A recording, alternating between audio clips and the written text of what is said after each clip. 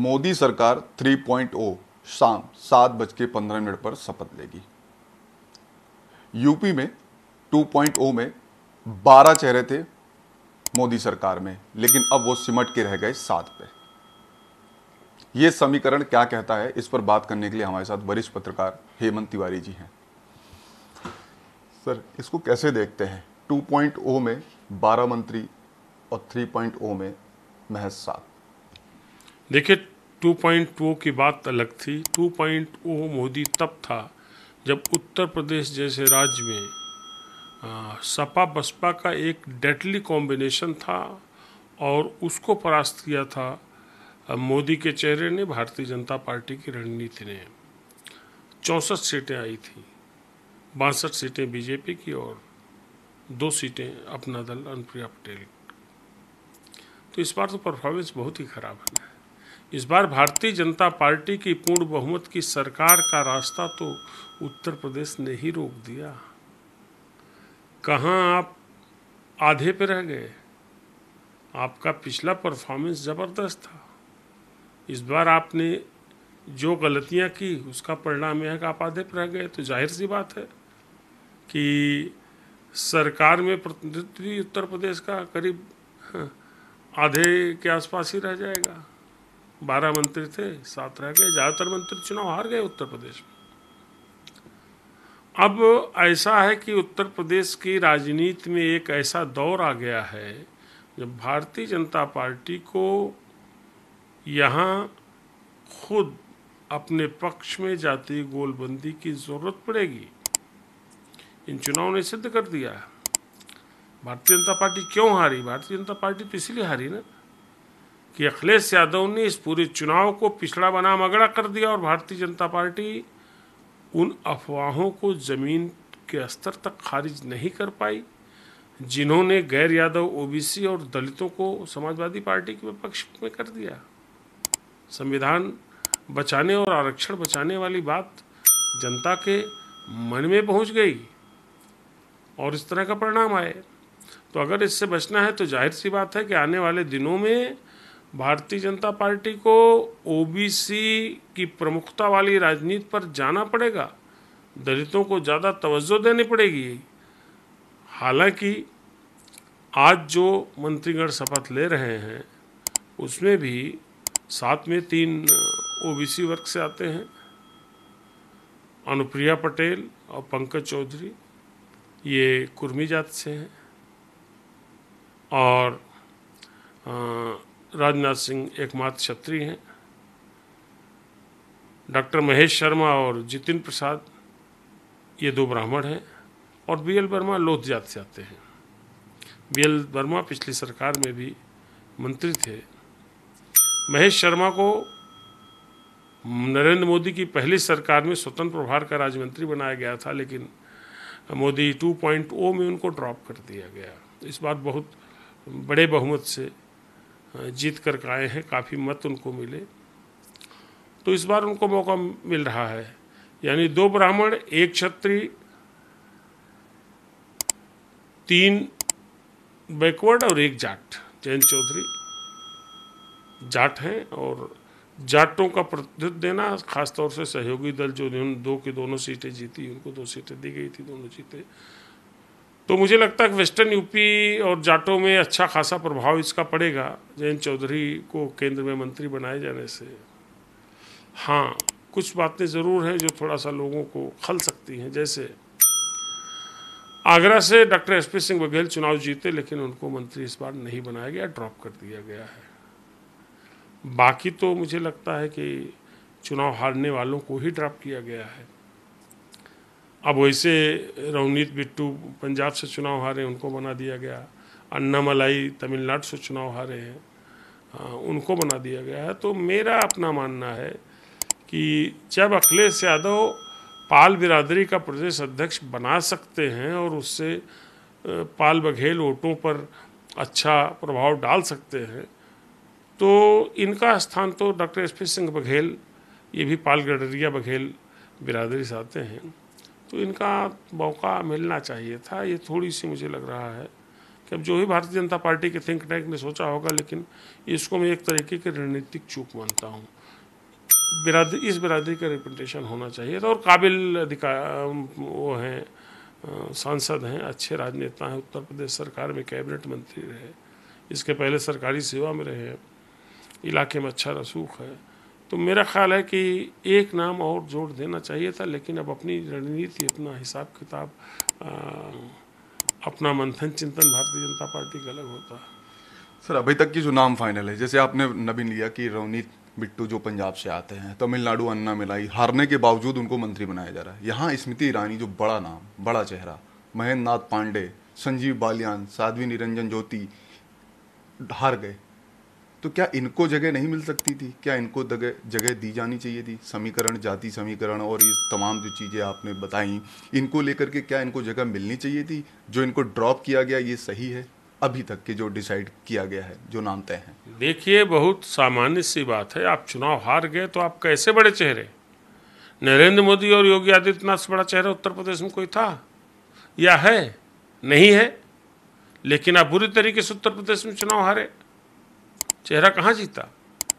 तो जब महेंद्र नाथ पांडे या स्मृति ईरानी अपने क्षेत्र को नहीं संभाल सकते हैं, तो मुझे नहीं लगता कि इनमें इतना ज़्यादा कुछ असाधारण प्रतिभा है कि इनको चुनाव हारने के बावजूद बनाया जाए केंद्र में मंत्री।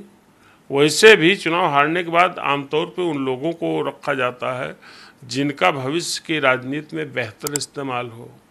और उत्तर प्रदेश जैसे राज्य जहां राजनीति और ख़ास तौर से चुनावी राजनीति ये जाति गोलबंदी से कहीं न कहीं जुड़ी होती है, तो यहाँ तो मुझे नहीं लगता है। अब भाई दो ब्राह्मण बना रहे हैं ऑलरेडी, जितिन प्रसाद और डॉक्टर महेश शर्मा को, तो चुनाव हारने के बाद महेंद्र नाथ पांडे का नंबर मैं नहीं समझता हूँ कि बनता है।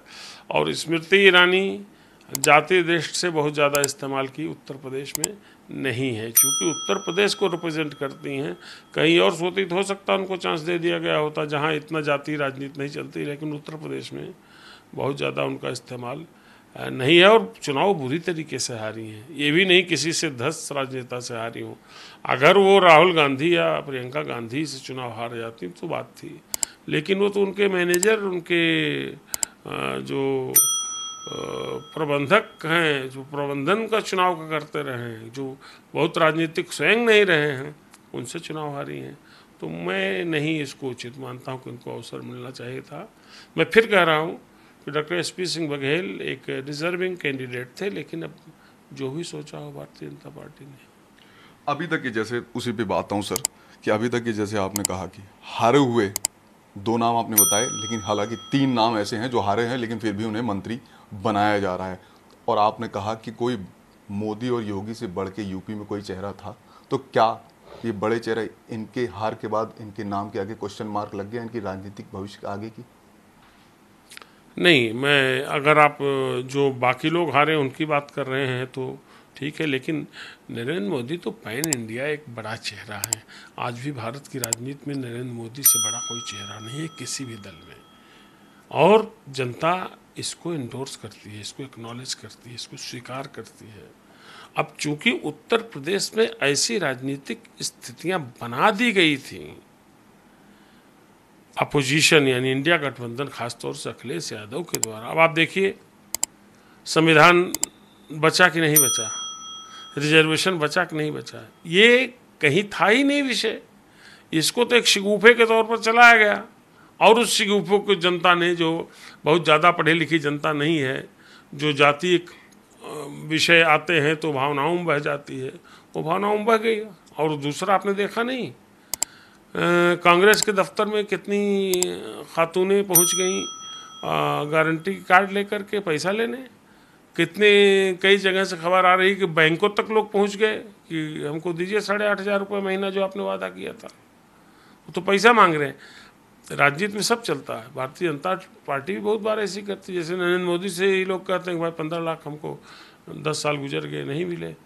तो ये सब विषय होते हैं, लेकिन ऐसे विषय जो जाति भावनाओं से प्रत्यक्ष रूप से जुड़े होते हैं, उनका एक अंडर करंट चलता है, और वही under current Bharatiya Janata party Uttar Pradesh में भाप नहीं पाई।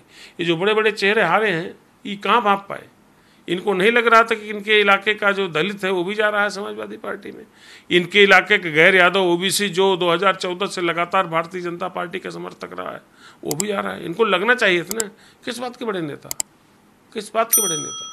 राजनाथ सिंह जैसे कद्दावर चेहरे भारतीय जनता पार्टी के, जो राष्ट्रीय अध्यक्ष रह चुके हैं, केंद्रीय गृह मंत्री रह चुके हैं, रक्षा मंत्री हैं, उनका आपने अंतर देखा? बहुत बड़े चेहरे हैं, बहुत कम बार आए होंगे। लखनऊ आने की ज़रूरत भी नहीं, क्योंकि लखनऊ भारतीय जनता पार्टी के लिए एक सुरक्षित सीट मानी जाती है, और अटल बिहारी वाजपेयी एक ऐसी बुनियाद यहाँ डाल के चले गए कि भारतीय जनता पार्टी के लिए हमेशा ये सीट आसान रहेगी। लेकिन उस आसान को बहुत ज़्यादा आसान समझ लिया ना। क्या राजनाथ सिंह नहीं समझ रहे थे कि जीत का मार्जिन आधे पे हो गया? जीत का मार्जिन बहुत कम हो गया। तो यह बात है, हमको लगता है कि क्षेत्रीय स्तर पर, क्षेत्र से मेरा मतलब लोग अपने संसदीय क्षेत्र में जो बड़े चेहरे थे वो भी फेल रहे हैं। कौन कामयाब रहा? अब ऐसी बात है तो प्रधानमंत्री नरेंद्र मोदी की भी जीत का फर्क कितना कम हो गया।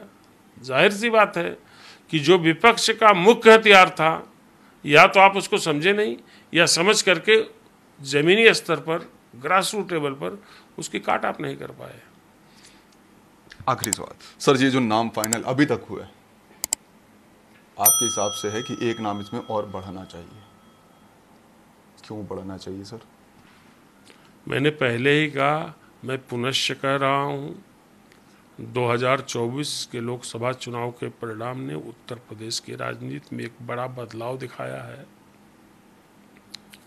और यह बदलाव बड़ा घातक है आगे के लिए। अगर भारतीय जनता पार्टी ने इसकी काट के लिए, इसको डिफ्यूज करने के लिए, इसको कमज़ोर करने के लिए कोई मजबूत उपाय नहीं किया, तो अब मजबूत उपाय क्या हो सकता है? यही हो सकता है कि आप ओबीसी जाति के नेताओं को सरकार से लेकर संगठन तक तवज्जो दें। तो सरकार बन रही है, तवज्जो इन्होंने दिया भी, 3 ओबीसी लिए, अगर 7 बन रहे हैं, 7 में 3 ओबीसी हैं, तो ये कोई सामान्य बात नहीं है। मतलब उस दृष्टि से भारतीय जनता पार्टी ने सोचना शुरू कर दिया है। और वही नहीं, आपको प्रदेश के संगठन और सरकार में भी इस तरह की सोच की राजनीति लानी पड़ेगी, ताकि जिन लोगों के मस्तिष्क में एक संदेह पैदा करके कि उनकी जातियों का नुकसान हो सकता है, एक संदेश दिया जा सके अब कि उनकी जातियों को तवज्जो दी जा रही है, उनको प्राथमिकता दी जा रही है, उनको सरकार संगठन में अहम पदों पर रखा जा रहा है, ब्यूरोक्रेसी में भी उस जात के लोगों को तवज्जो दी जा रही है। ये सब तो करना पड़ेगा, क्योंकि इस वक्त जातियों को संतुष्ट करने का, खास तौर से ओबीसी, देखिए मुसलमान आपके पास आने से रहे, इस गलतफहमी भारतीय जनता पार्टी न तो रही है न रहना चाहिए। बाकी बचा क्या? बाकी ओबीसी एक बहुत बड़ा क्लास है जो नरेंद्र मोदी के बड़े चेहरे के कारण 2014 से लगातार भारतीय जनता पार्टी का झूम कर समर्थन करती रही है, और मोदी के चेहरे का एक जो असर था उसको इस बार जाति गोलबंदी के तिलिस्म ने कमज़ोर किया है। इस सच्चाई को स्वीकारते हुए ही भारतीय जनता पार्टी को अब भविष्य की राजनीति के गुणागणित बैठाने होंगे। और ध्यान रखिएगा, खाली अभी सरकार का विषय नहीं है, 3 साल बाद, 2.5 साल बाद करीब उत्तर प्रदेश में विधानसभा के चुनाव हैं जो बहुत अहमियत रखते हैं। अगर अभी से मोहरे कायदे से नहीं बैठाए गए तो दिक्कत आ सकती है, वैसी ही जैसी 2024 में अखिलेश और राहुल की जोड़ी ने भारतीय जनता पार्टी के सामने पेश की है। तो ये थे वरिष्ठ पत्रकार हेमंत तिवारी जी, जिनका कहना है कि एक जाति विशेष तवज्जो देनी पड़ेगी, जिस जाति को लेकर के इंडिया गठबंधन, राहुल और अखिलेश की जोड़ी ने बीजेपी को यहाँ करारी हार का सामना कराया। कैमरा पर्सन मिंटू सिंह के साथ मनोज पांडे, लखनऊ न्यूज़ 24।